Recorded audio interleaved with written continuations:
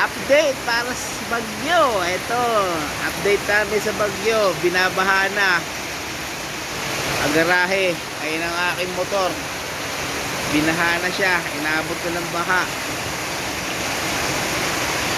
Nandito kami sa Antipolo, mataas na lugar, pero binabaha kami. Ayan o. Pumasok na yan doon sa kusina. Mamaya papakita ako sa kusina. Grabe, halos magdamag ang ulan, guys. Ingat kayo.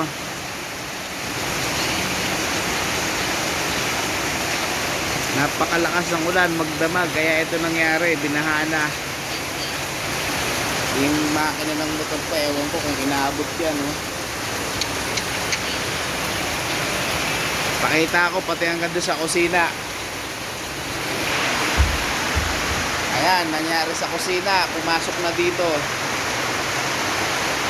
Ang taas.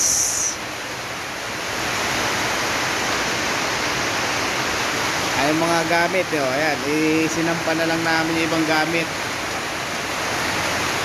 Ang tindi ng ulan, napakalakas ng ulan.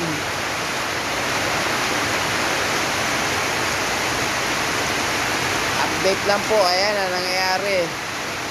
Kayo, ano update nyo?